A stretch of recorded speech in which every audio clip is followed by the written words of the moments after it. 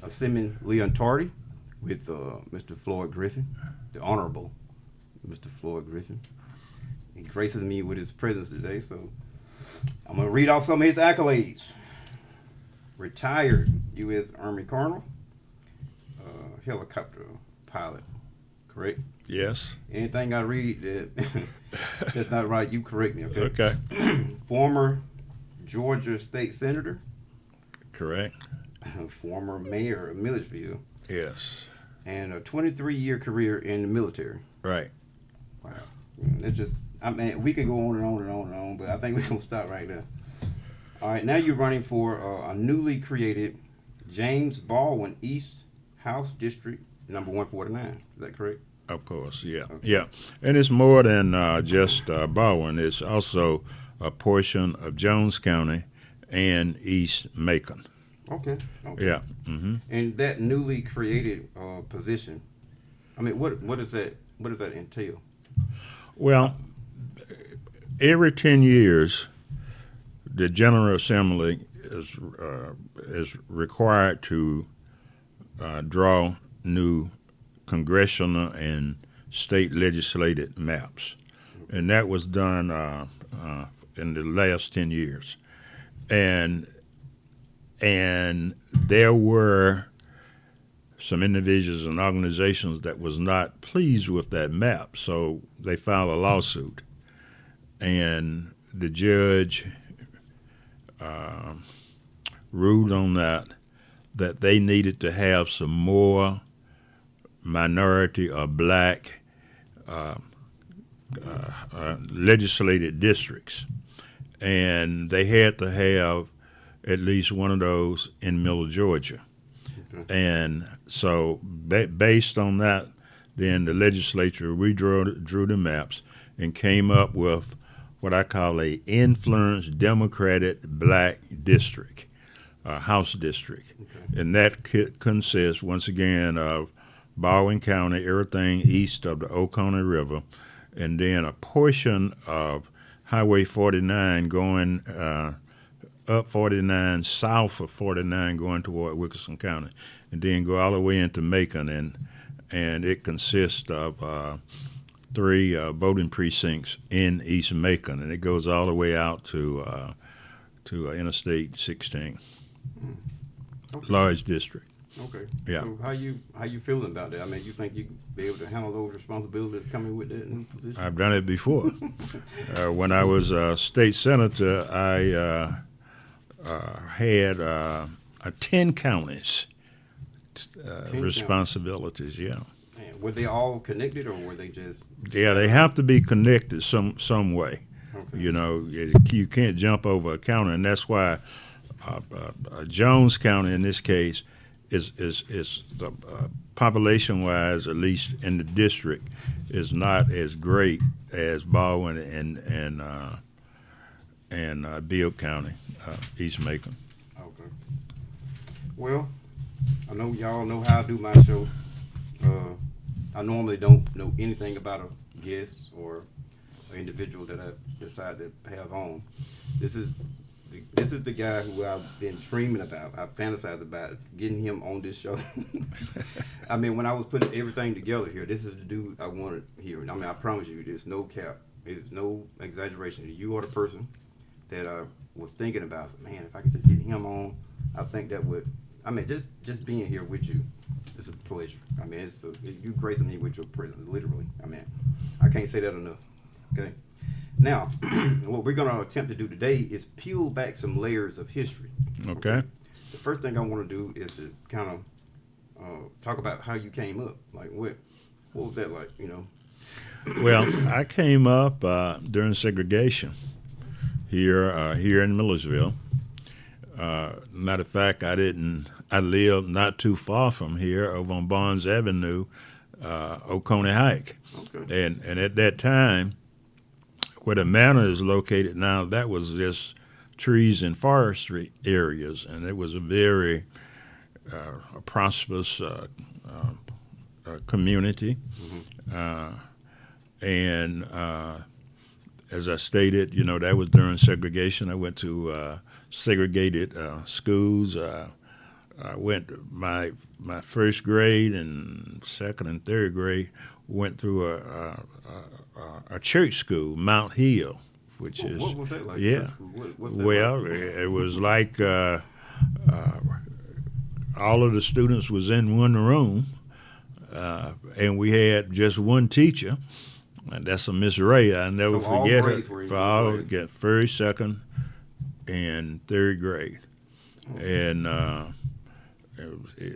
it was it was an interesting situation because you had young people my age when I was in the first grade. Then you have people older in the second and third grade, Yeah. and it was it was quite an experience. But see, that was really nothing unusual at that time because all over Millersville and Baldwin County, especially out in the county, there were the same type of environments. Young students were going to schools and churches. Yeah. So, and then Was that? I don't want to interrupt you. I don't no, mean to no, interrupt please you. do. But like when you said school churches, that means that was that just for blacks or was that for everybody or? Primarily for blacks. Now, I don't want to say that there were not any whites, but primarily that's where blacks went to school until they got to a certain grade, and then I went from Mount Hill Church School to Carver Elementary School. Okay, what grade was that? Fourth grade. Started at the fourth, and at that time it went out from the fourth grade up through the 12th grade, because Carver, because it was two. The elementary portion of the school was down, kind of down in the back, down a little hill. Okay, and then the high school from 7th grade up was up on the upper part. Okay. Yeah. Man, that's I would have never even thought about that. First of all, I never knew nobody went to school at church. And for people to go to Oh yeah, that was in vogue not only here in Baldwin County, but definitely throughout, really throughout the South. Oh, Yeah. okay. So now how did you become interested in the military, or what age? Let me ask you this: what prompted you to want to go in the military? Yeah. Well, once again, growing up on Oconee High, there on Barnes Avenue, one of our fellow community individuals, they would go off to the military and come back in their uniforms. They'll be looking good and sharp and all of that. And at the same time, there was the Korean War. And I thought that was some, big, magnificent thing. I was young. I don't know what grade. I mean, how old I was at that time. But anyway, that's when I decided I wanted to go in the military. And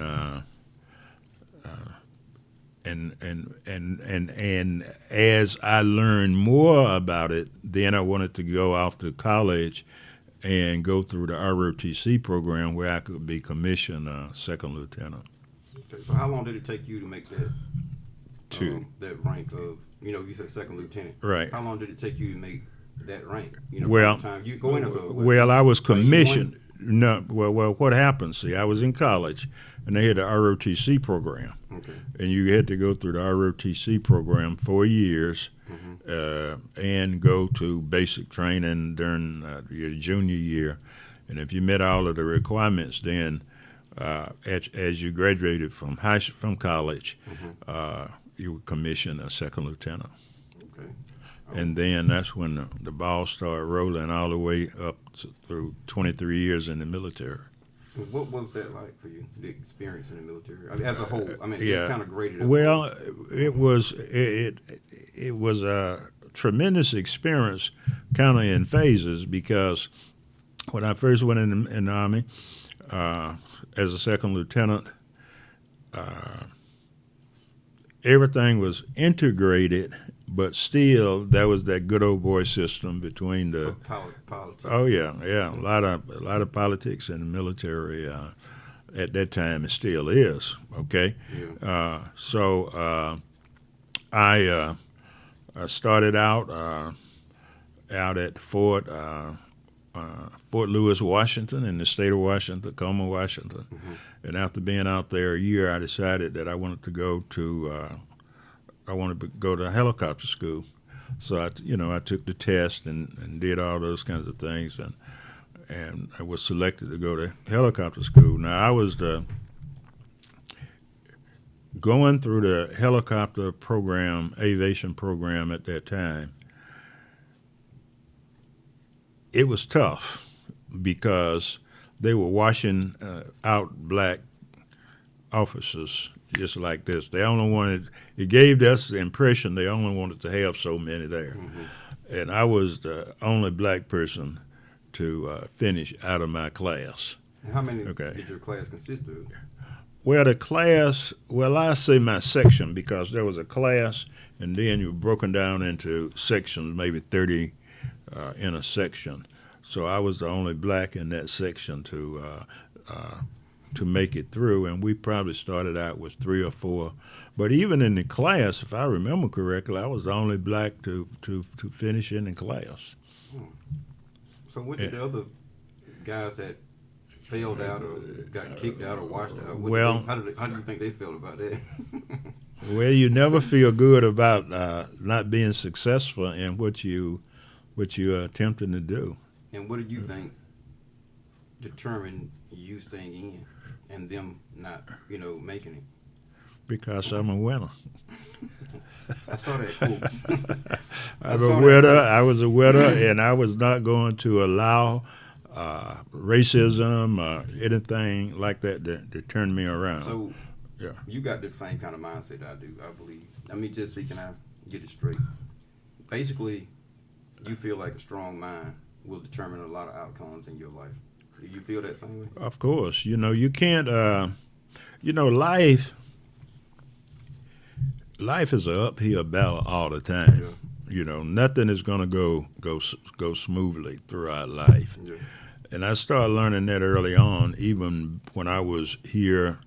Prior to when I was in school and so forth, and my father and other people around me, my mother and so forth. See,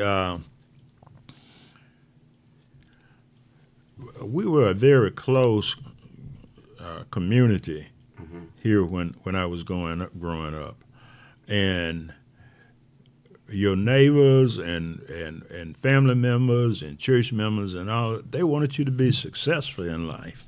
Yeah. And they would always encourage you to go and get an education and do those kinds of things. So I started building my desire to be successful early on in life. And once you do that, you don't want to fail.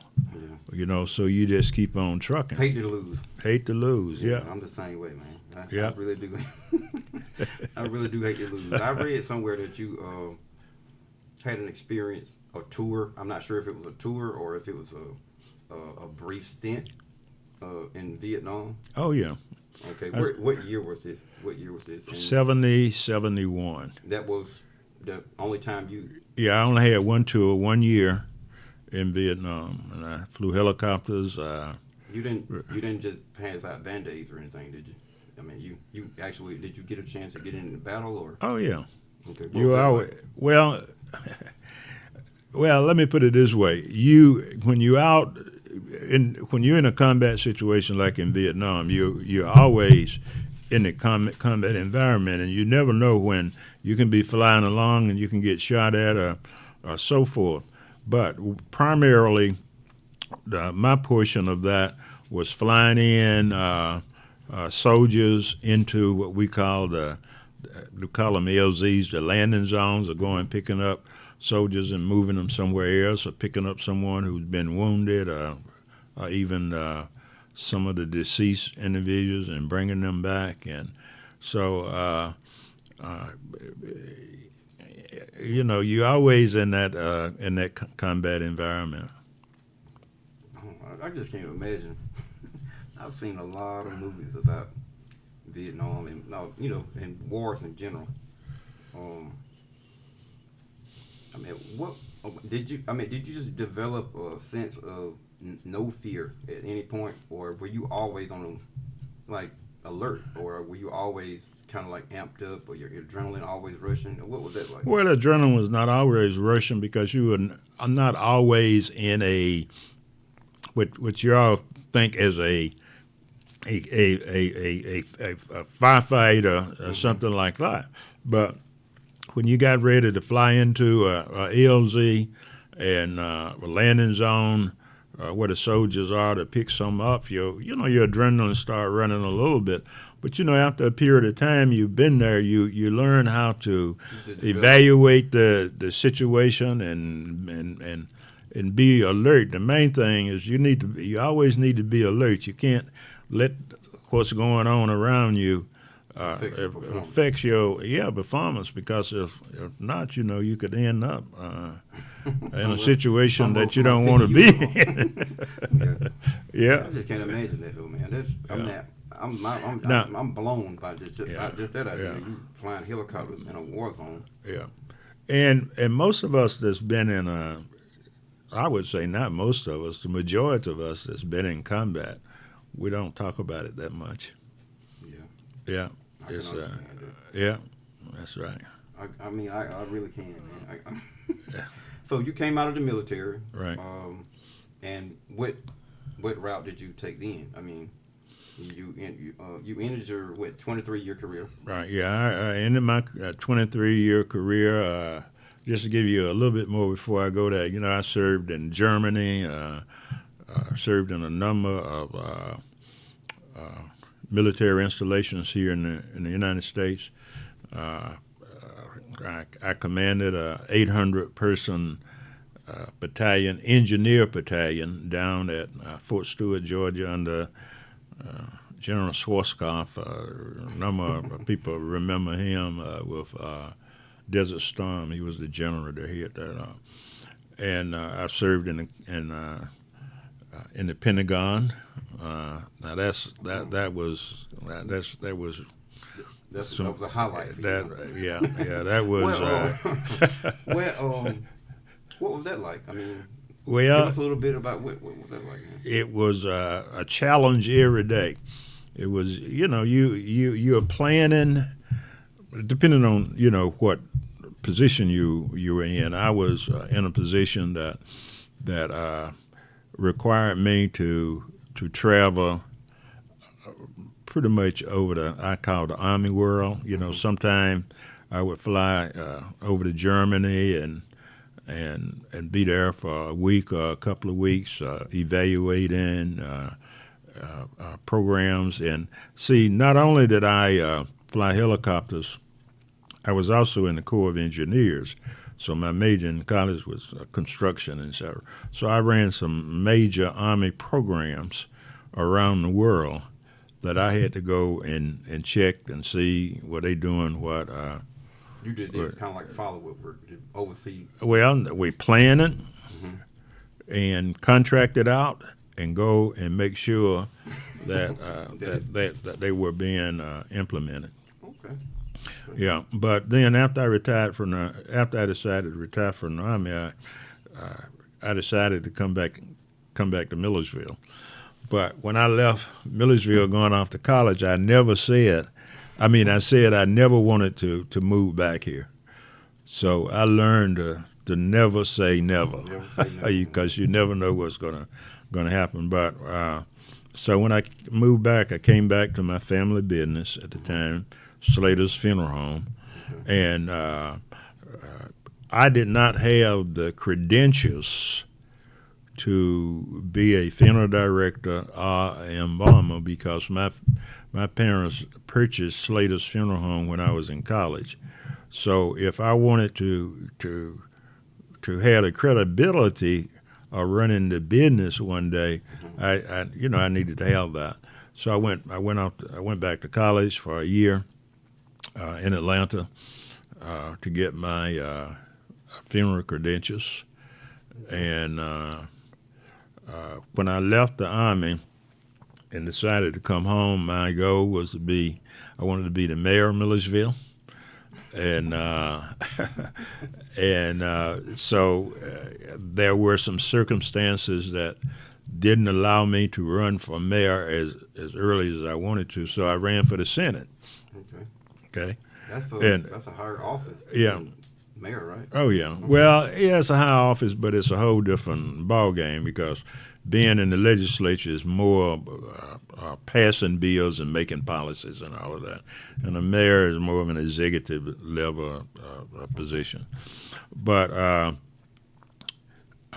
so I ran for the Senate, and I was the first African American to be the senator of the 25th district. I defeated an incumbent, Mayor Ball. Not the mayor. I'm sorry, not the Mayor Ball. He was also a doctor, Mayor Ball's brother. Okay. I defeated him, and an attorney out of Edenton.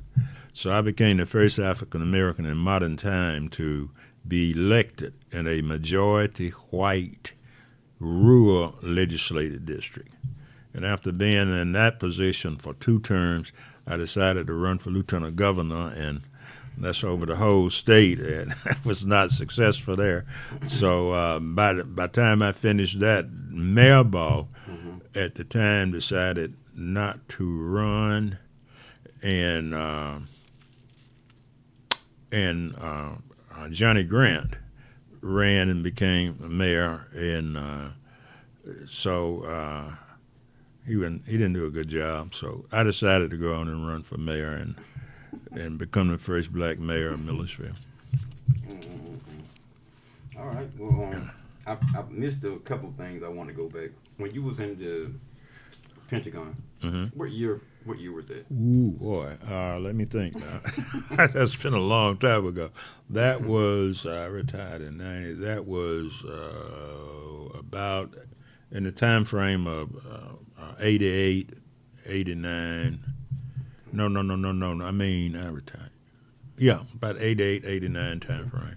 All right. What about presidents? Have you ever had the honor of meeting any president? I met President Obama when he was running for office. Did you officially meet him, like, handshaking? Yeah. Oh, yeah. I met him. Well, it was. You said when he was in office? No. When he was running for office. Okay, so this is prior to 2008. Yeah. Okay. Yeah. Well, met him in 2007 in Macon. Okay. See, when he won the South Carolina primary, he came to Macon, and I was invited with about 7 or 8 of us to go and meet him at his hotel. So he was a governor at that time. Who? Obama. No. He was senator, Okay. U.S. senator. Okay. And so I had an opportunity to meet him. Matter of fact, I met his wife Michelle a month before I met him in Atlanta at a function, and I have met in the book that you got the book there. Yeah, I'll make sure my autobiography. I have a picture in there of the former First Lady Michelle, and then with President Obama. You look mighty young on that too. Yeah, I was mighty young but then. you don't look your age though, man. I mean, Thank really you. Don't. I mean, you really did do a good job. I guess the military taught you well about how to take care of yourself. Well, my wife has taught me well how to take care of myself. Yeah. She makes sure I eat well and healthy and it's I think it has something to do with the genes, and I try to take care of myself. Yeah. Well, I want to know a little bit about this being a mortician now. We can talk about that a little bit. Okay. So, what was that like? Your first experience? Like, I mean, I'm sure the people probably want to know something about what's that like? Because I've actually had the pleasure. I ain't gonna say pleasure, but I've had the experience of my field, my career has spilled over into yours, Mm-hmm. where I've had to go and actually, I'm a barber. Right. If people don't know that, I'm a barber, master barber. So I've had the experience of going to a funeral home and cutting people's hair. Some of them were my clients. I actually had to do something like that last week.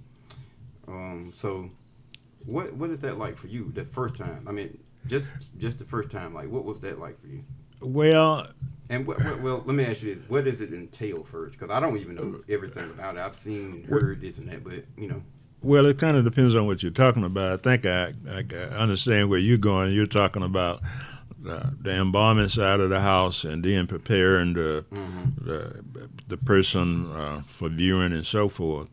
And see, the military prepared me.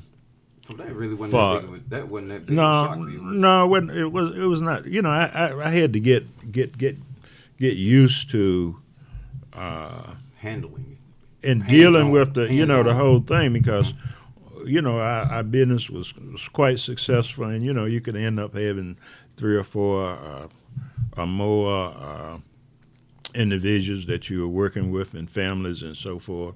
So I had to get used to that. But from the standpoint of the embalming piece, I didn't do a lot of embalming. I didn't go to school to be an embalmer. We had someone else that we hired to do that, but I used to do it sometime.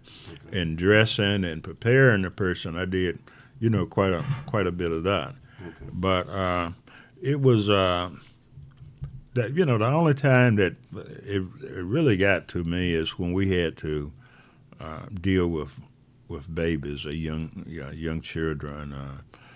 Even teenagers and so forth. And I won't say it got to me, but it made you a little bit more emotional, a little bit more passionate. Yes, yeah. Well, let me ask you this. Have you ever had the displeasure, I should say, of dealing with a friend? Yes. What was that like for you? The first time a friend or somebody that you felt like you were close to? Well, it was just see, you can't let that get to you. You just have to. You just got to separate yourself from that. Okay. And for instance, I would not go and personally embalm someone that I knew like that. I would have somebody else to do that. But I may dress them and do so forth and get them prepared. I helped dress my father, and my mother-in-law. So, you just got to do what you got to do, and you can't let it. You just can't let it get to you, because if not, you lose a lot. I have lost some sleep now. And deal. So it's not an easy situation. Yeah. I can only imagine it, man. 'Cause like I said, but the piece that can really really get to you, if you allow it, is when you're dealing with the families themselves in those, and especially in a tragic situation, you're trying to keep them calm and understand. Have some understanding of what they are going through, and you can't let the emotions get to you, or you don't want the emotion to show. Right. You know what I mean? Because be contagious. It might spill over into them. So. That's right. So, sometimes I would get tears in my eyes, but I had to make sure those tears didn't come out. Depending on certain situations. Yeah. That was. I guess we can move on to something else now. Now, let me just do this. I want to peel back some layers of history, people. That's what I want to do, okay? Now, this is going to be a little fun, right? This is going to be the fun part. Okay. For me, anyway, because I'm so interested in the fun part. Like I said, I'm always intrigued by older guys you know, because like I said, I didn't have my father. He was not a functioning or active figure in my life. So, you know, I've always kind of gravitated towards older dudes, you know, throughout my life, you know, so I Right. kind of looked up to them, and I've always sought wisdom. But today I'm seeking a little bit of history. I'm gonna pick your mind a little bit today. All right, so what I want to know today is Malcolm X, right? Mm-hmm. The day that he was unalived. Okay. What? Where do you remember where you were and what you were doing? No, I don't. Don't have a clue. I remember when it happened, Okay. but I just don't Remember the detail about right the exactly where you details were. because that's been quite a while ago. No, I don't remember the date or the time frame. Hmm. Okay, but I remember when that happened. And you don't remember about Martin Luther King then? Yes. Okay. Yeah. What were Yeah. you doing Yeah. then? I know what I was doing when Dr. King was assassinated. I was in the army. Okay. I was stationed at that time. I think that happened in 1998. Not 98, 78, 68. I'm getting these dates. Yeah, I was stationed in the state of Washington, Okay. but I was on what we call TDY, temporary duty for going through a school in Washington, D.C. For 2 weeks. Okay. And I was finishing up that course, and I think Dr. King was assassinated on like a Thursday or Friday. I can't remember, but it definitely was a Thursday or Friday because I was leaving that Saturday going back to D.C. So you were And in your 20s then, right? oh yeah, In I was mid, probably mid, about 24, 25. 24, 25. Yeah. And when I left, as I was leaving from Washington, D.C. was on fire. You could see smoke going up and all of that, and especially out in the black community down off of 14th Street and so forth. Then I go back to D.C. Go back to the state of Washington to my unit. Okay. Then we went on alert Mm-hmm. because all of the things that was going on around the country from his assassination, and didn't know if we were going to get called out to go and help with some of the disturbance. And I just prayed that we didn't do that. And I'm glad we didn't because I don't know how I would have dealt with dealing with my people Yeah. going through a tragic situation like that. But I had an opportunity to at least say hello to Dr. King back in about 67 before I went in the military. I worked in Atlanta for about 3 or 4 months, and he came in a restaurant for lunch one day, going to a meeting in that restaurant. So I got a chance to Okay. meet him. And plus, he came to Tuskegee and spoke when I was in school also. Did y'all enjoy it? Yeah. Oh man. Yeah. And see, I was involved in the civil rights movement in Tuskegee also. We used to march, and I was on the march from Selma to Montgomery, and the first student killed in the civil rights movement Mm-hmm. was a good friend of mine and a classmate, Sammy Young. He was shot and killed at I think the bus station, or I got it in my book, but it was either the bus station there in Tuskegee or a service station one night. Okay. And they found him dead. Oh. Yeah. All right. The next one, Okay. John F. Kennedy. John F. Kennedy. I remember that one. I was in school at. Let me make sure now. It was at John F. Kennedy. Yeah, at Tuskegee. I was coming out of class, and and saw these people crying and you know and getting together and all of that, and found out he had been assassinated. How did that, as a whole, the black community, Mm-hmm. how did you think they felt about that particular? Oh man, the black community was really upset and hurt because John F. Kennedy had started doing. He had done some great things in the extent of helping to uplift the black community. You know, like when George Wallace was was it George Wallace? Was it can't remember the name of the governor in Mississippi was in the door of the schools and in colleges and wouldn't let those students enroll and Kennedy federalized the National Guards to make sure that happened, and so it's just a lot of things that he did that uplift the black community. Now, I think the last question I have is, as a whole, the best president, in your opinion, since you've been living, not prior to you or anything, right? Since you know that you, who you think is the best president that we've had in your? Well, I'm not.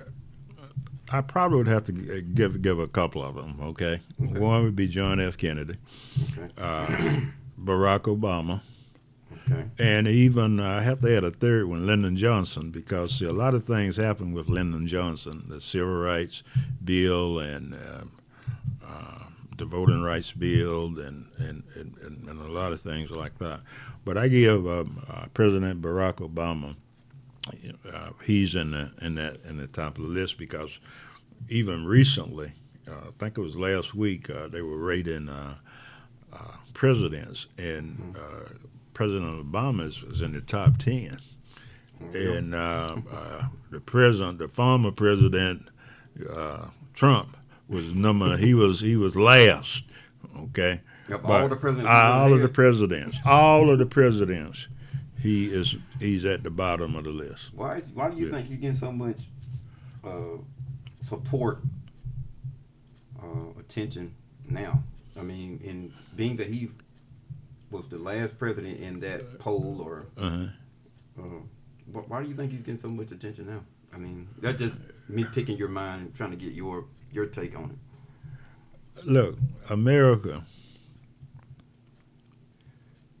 is still a racist country, even when Nikki Haley and others don't believe that. Okay, there are still a number of people in this country that do not want to see African Americans succeed. They still want to keep us where they want us to be. Keep us suppressed. Okay, so Donald Trump came along at a time to bring that to light. See, there are a lot of people still out there.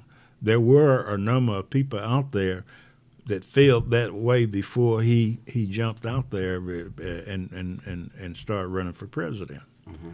So that's still in vogue, and it's something I really can't wrap my mind around. Is why would anyone want to support someone of that nature? Matter of fact, I just left a barbershop down, Jones. I stopped in there. I had some time to kill, so I stopped in there, and there was a Mexican guy who was cutting his hair, and I don't know how we got on talking about politics, but. And I was talking about, President Biden, and I was going to vote for him. And so this Mexican guy sitting there, and he said, "No, I'm going to vote for Trump." And I said, "Why?" Well, he starts talking about, jobs, and all of that. I said, "Well, look, do you realize that President Biden, the jobs that is lowest than it's been in decades," and so forth. But also what I was telling them, said, "Now look, don't be a one-track, a one-issue person when you start talking about elected officials, and especially President of the United States, because it's too many other things that you need to consider also. Yeah. And that's what I'm telling a lot of my brothers and sisters too, and especially brothers who say, well, I'm not going to vote for Biden because he hasn't done anything for me. Well, so what? What has he done for your some of your friends and family members? How many people do you know that's on dialysis, okay, are diabetic, and they have to have the insulin, etc.? Biden has reduced that from $800 or $900 in that neighborhood, what is down to $35. Yeah. Okay, and I can go through a number of other things. So, but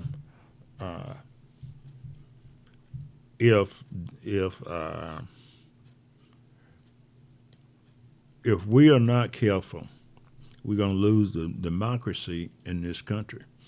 And those same little white folks running around, and even black people that are supporting Donald Trump, if they stay around, they're going to be in trouble also. Now, last question. Do you think that our vote actually counts? I mean, the reason why I'm asking that question is because with the allegation that the first time I actually became aware that it was actually an allegation or a probability was when Bush was in office back in 2004. I think it was alleged initially that he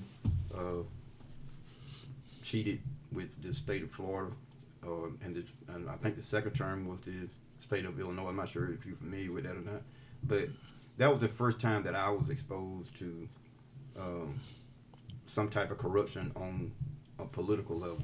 Right. Like so, with that being said, we've evolved from 2004 to now, which is about 20 years ago. Okay. And a lot of people are thinking and feeling that maybe our vote doesn't count or doesn't matter that much. I mean, or they have a way to manipulate it to prevent it from counting. So, what is your opinion on that? I mean, I know you've been here longer than me, so you've seen the evolution of the elections. So, what is your opinion on that? Your vote counts. Okay. You're gonna make it that simple. I make it that simple, but I'm going to explain to you to some degree. Okay. One of the rights that we have is to vote, because nobody can tell you they can tell you who to vote for or suggest who you vote for. But when you go in that booth, you vote for whomever you want to and walk out, and nobody knows unless you tell them. Okay. Secondly, is that if you can't be at the table, you should try to put somebody at the table to represent you. Because if not, you don't have a voice. If you don't vote, theoretically, you don't have a say so. Okay. Now let me break it on home to you a little bit. Okay. When I became mayor of Millersville, running in a majority white city, I won by 21 votes. Barely won, huh? That wasn't that wasn't too many. 21 votes. The present mayor, black mayor, Mary Copeland, won by 5 votes. So now how can you, if you voted, or if you didn't vote, then, what are you going to say? That's right. Your vote count. Now let me give you another example. When I was state senator, I would have people, contacting me and want me to help get their son out of jail or move from one prison to another prison and all of that. So one of the first things I would ask sometime, if I really didn't know the individuals, I said, are you a registered voter? Yes. Opened my book, looked in there, not a registered voter. I said, well, why are you coming talking to me? You're not a registered voter. So now you go and register and vote to vote, then you can come back and talk to me. Now I didn't tell that person who you voted for or anything of that nature. Yeah. But why would you want to come to a politician to ask you to support them when you're not even participating in the process? Exactly. I understand that. Okay? I understand that.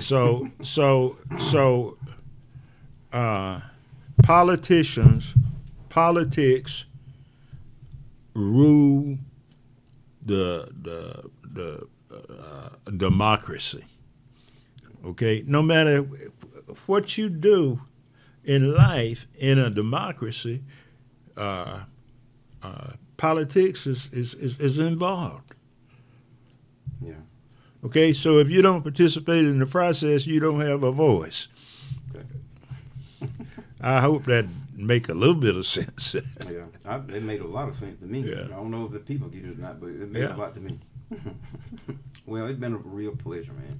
I mean, you have no idea what it means to me for me to be sitting across the table from you.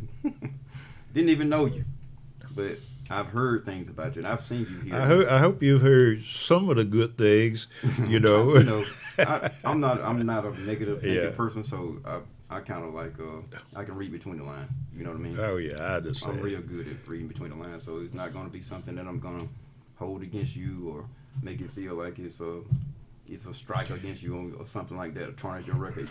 It's going to take something very negative to tarnish your image with me, and I understand how people are because I've been living long enough to know that everybody don't like me. And I'm not the type of person that even try to go out and create That's enemies. right. I'm the type of person, I'm like a de-escalator. So, Yeah. But for whatever reason, Yeah, I get negative backlash too. I just feel like that's we just all the nature of do. human. Jesus Christ, look what they did to him. Exactly. So what do you expect me to be, Exactly. or you, or anybody else to be perfect, or people to well, see, look, there's a lot of jealousy, envy, and everything else in the as being a human being, and especially when a person is out there trying to do things in life, Exactly. because there are people out there that don't want to see you succeed. They don't want to see you just as a barber do a good job, or do carry out your responsibility as a barber. What you're doing now, you're gonna find somebody gonna criticize this. Yeah. But what are they doing? Never. But You see what I'm saying? Sitting back, wasting their energy, putting their energy towards something that they could be more productive. That's right. It's just like, and I know you can cut that off when you get ready, but Okay. but it's just like people think, well,